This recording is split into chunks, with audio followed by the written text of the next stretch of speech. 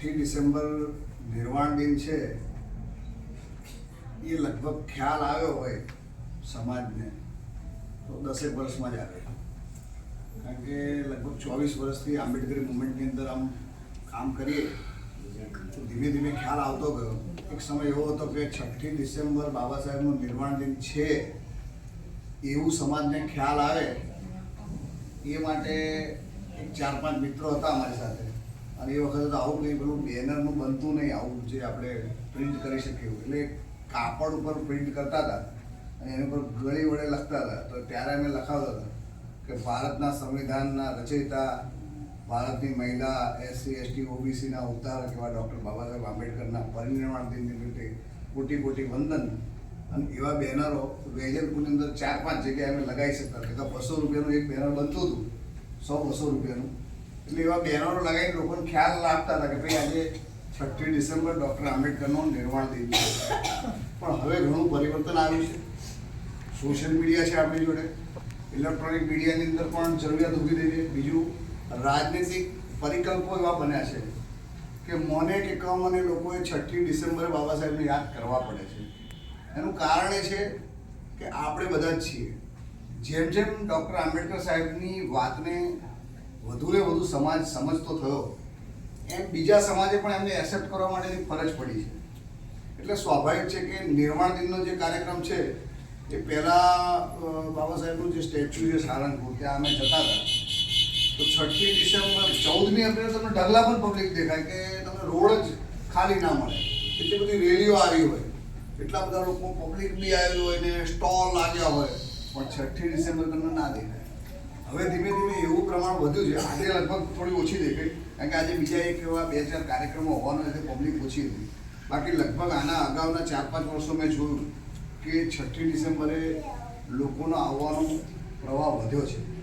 લોકો અવેર થયા છે કે 6ઠી ડિસેમ્બર એટલે આ મહામાનવ કે જે વ્યક્તિએ તમારો ને મારો ઉદ્ધાર કર્યો છે, એક જેવું પણ જીવીએ છે એવું એક સારું એમ કહેવાય કે સન્માનજનક સ્વાભિમાન ભર્યું જીવન જે આપ્યું છે એ આ મહાપુરુષ એવી ધીમે ધીમે ખ્યાલ આવતો રહ્યો છે.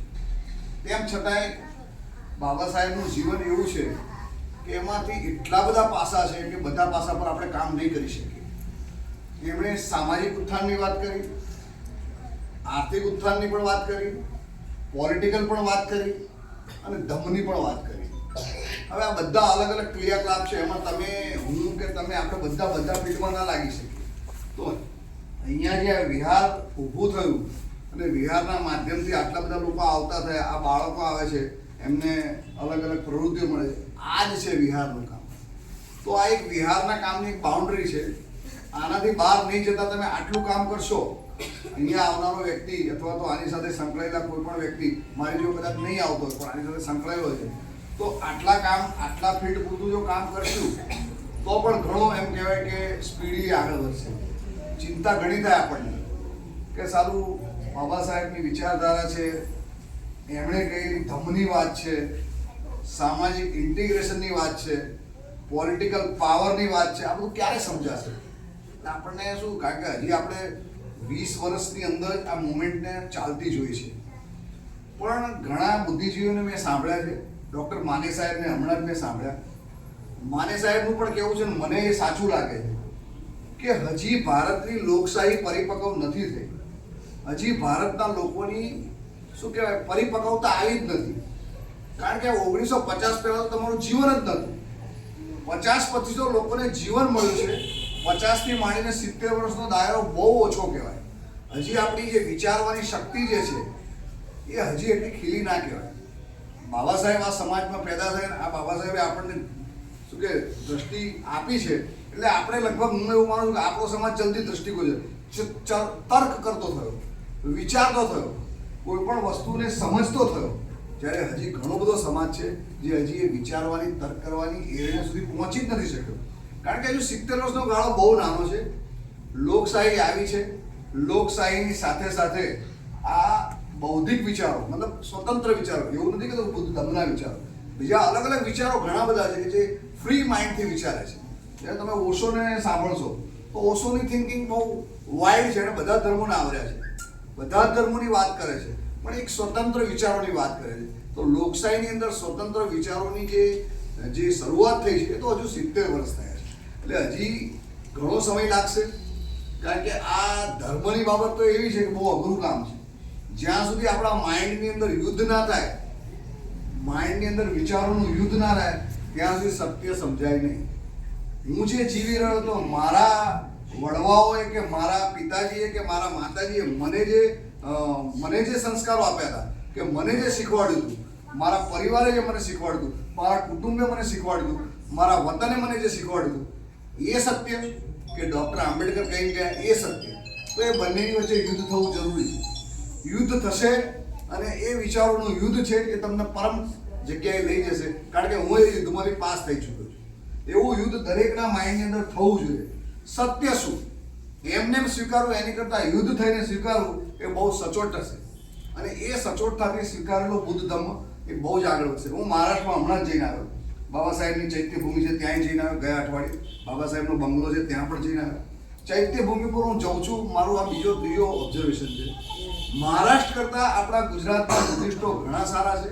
આપણે બહુ સારી રીતે આગળ, ભલે આપણે ધીમી ગતિએ છીએ પણ બહુ પ્યોર છીએ, બહુ પ્યોર વાત કરીએ છીએ, ભલે ઓછી સંખ્યામાં છીએ પણ આપણી વિચારવાની, પહેરવાની, આપણો દેખાવ કેવો હોવો જોઈએ એક બુદ્ધિસ્ટ તરીકે, આપણી અંદર કેવો પહેરવેશ હોવો જોઈએ, આપણા હાથની અંદર શું હોવું જોઈએ, શું ના હોવું જોઈએ, ગળામાં શું હોવું જોઈએ, શું ના હોવું જોઈએ, શું ભાષા હોવી જોઈએ, શું નિશાનો હોવા જોઈએ, ના હોવા જોઈએ, આ બધી બાબતોમાં ગુજરાતી બુદ્ધિસ્ટો બહુ સારા છે. ઘણું બધું વિચારીને ચાલે છે, આડેધડ નથી કરતા. મેં એવું બધું માર્ક કર્યું, એટલે હું કહું છું કે આપણે બહુ સાચી દિશામાં છીએ. ભલે ધીમી દિશામાં છીએ પરંતુ ગુજરાતના બુદ્ધિસ્ટો બહુ સરસ દિશામાં, બહુ સારી એમ કે કામગીરી કરી રહ્યા છે. અને મને એવું લાગે છે કે જે પ્રમાણે આપણે સિસ્ટમેટિકલી કામ કરીએ છીએ તો ગુજરાત જે છે આવનારા દિવસોની અંદર બુદ્ધિઝમનું બહુ મોટું હબ બનવાનું છે. કારણ કે ઓરિજિનલી તમે અહીંયાથી ખોદો, આ ખોદવાની પ્રક્રિયા બધી ચાલુ થઈ છે, પણ જો ખરેખર ખોદો તો ગુજરાત છે એ પ્રાચીન સમયની અંદર બૌદ્ધ વિશાળ, એમ કહેવાય કે વિશાળ બૌદ્ધ નગરીઓ હતી. પ્રધાનમંત્રીજીનું જે ગામ કહેવાય છે વડનગર, ત્યાં ખોદો તો નકરું બુદ્ધ જ નીકળે છે. કારણ કે એ જે વિશાળ હતો એ પ્રદેશ, એ નોટ ઓનલી આપણે કહીએ છીએ એટલે નહીં, પણ અહીંયા ભારતની અંદર જે બૌદ્ધ પ્રવાસીઓ આવીને ગયા, ચાઇનાથી આવી ગયા, એમણે પણ ઉલ્લેખ કરેલો છે કે આ બાજુનું વલભીપુર, આ બાજુનું આ વડનગર, આ સાઈડે જે આપણે શંખેશ્વર કહીએ છીએ, કચ્છનો વિસ્તાર કહીએ છીએ, આ બધી બૌદ્ધ નગરીઓ હતી. ત્યાં બૌદ્ધ ધર્મ છવાયેલો હતો અને ત્યાં આજે પણ જો ખોદકામ કરવામાં આવે તો બુદ્ધના અવશેષો મળે છે. એનું કારણ છે ગુજરાત છે બૌદ્ધ નગરી હતી. અને એના આમ જો તમે એકદમ તર્ક સાથે વિચાર કરો તો અહીંયા ગુજરાતની અંદર આપણી જે ગુરુ પરંપરાઓ જે ચાલી હતી, જે કચ્છની અંદર જે ગુરુ પરંપરા છે, આ બાજુ મહેસાણા સાઈડની જે ગુરુ, જે આપણે શું કહે જ્ઞાન આપે છે, બોધ આપે છે, અને તમને વૈજ્ઞાનિક અભિગમની વાતો જે કરે છે, કબીર સાહેબની જે વાતો થાય છે, બીજી જે કોઈ નાથ સંપ્રદાયની વાતો, આ બધું શું છે એ બુદ્ધિઝમનો જ પાર્ટ છે. કારણ કે બુદ્ધિઝમના જે વિચારો હતા એ આખા સ્વતંત્ર વિચારો હતા. એ સ્વતંત્ર વિચારોને નો ડાઉટ બુદ્ધિઝમ અહીંયાથી નામશેષ થયો હતો અમુક વર્ષો પહેલા, પરંતુ આપણા જે આપણા વડવાઓ હતા, આપણા જે મતલબ જે આપણા દાદાઓ જે હતા, એમણે ધીમે ધીમે આ જ વિચારોને અપનાવ્યા. એટલે ગુજરાતની અંદર બહુ સારી પરિસ્થિતિમાં છીએ આપણે, ધર્મની બહુ સારી પરિસ્થિતિમાં છીએ, અને આપણે જરા પણ ડરવાની જરૂર નથી. હજુ 70 વર્ષનો ગાળો છે. ભારત દેશની અંદર જેમ જેમ આગળ વધશું એમ ધર્મ બહુ મજબૂત થવાનો છે અને બહુ વ્યવસ્થિત રીતે આગળ વધવાનો છે. થોડા પડકારો છે, પણ એ પડકારોને પહોંચી શકવા માટે આપણી જોડે છે જ બધા, પહોંચી શકીશું, એનો બહુ વાંધો નથી. પણ આજના બાબા સાહેબના નિર્વાણ દિન નિમિત્તે ખરેખર એ જ કહીશ કે ઘણા બધા ફિલ્ડ છે, પણ આ ધર્મનું ફિલ્ડ અત્યારે હાલ આપણે પકડી રાખીએ તો ઘણું સારું છે.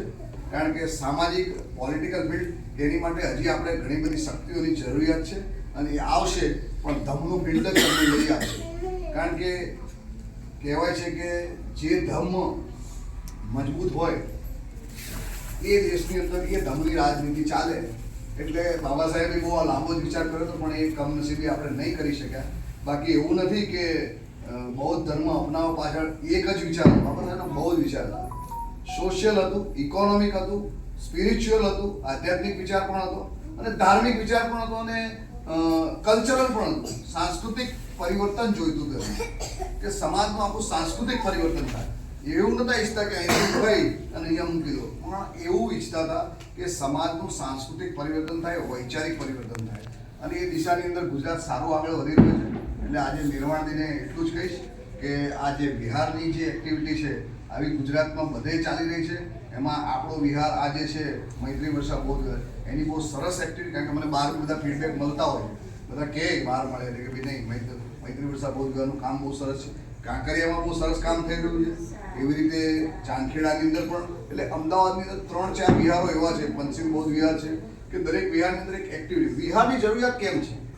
વિહારની જરૂરિયાત જ એ છે કે ગેટ ટુગેધર નહીં થાય તો વિચારોનો આદાન પ્રદાન કેવી રીતે. આજે આપણે આટલા બધા વક્તાઓ અહીંયા બોલ્યા, બધાએ પોતાના વિચારો રજૂ કર્યા, દરેકે પોતાની વેદનાઓ ઠાલવી અને દરેકે પોતાના શું કે કન્સેપ્ટ પણ આપે.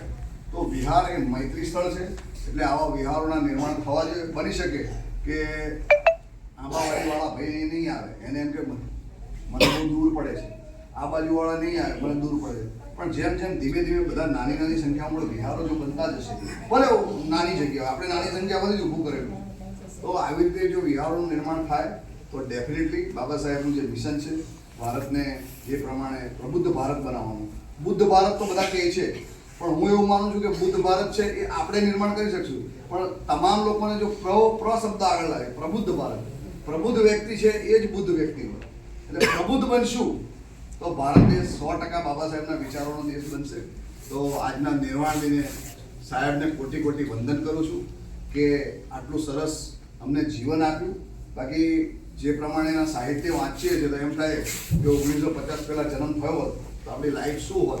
બહુ જ અમે બાબા સાહેબના ઋણી છીએ કે અમને બધું તૈયાર આપ્યું છે, કે આજે અમને કોઈ ઓફિસર પણ કહે છે, નહીં તો એમ થાય કે 1950 પહેલાં તો કોણ આપણને ઓફિસર કહે. તો આજે જે કંઈ મળ્યું છે અને જે કંઈ સારું જીવન જીવી રહ્યા છે એ ડૉક્ટર બાબા સાહેબ આંબેડકરની દેન છે. તો તમને પણ એ નાના બાળકો છું, તમને પણ થોડું જીવનની અંદર સાહેબને આદર્શ માની અને આગળ વધશો તો 100% તમે ટોપ લેવલ ઉપર પહોંચશો. જય ભીમ, નમો બુદ્ધાય. જય ભીમ, નમો બુદ્ધાય. સાધુ સાધુ.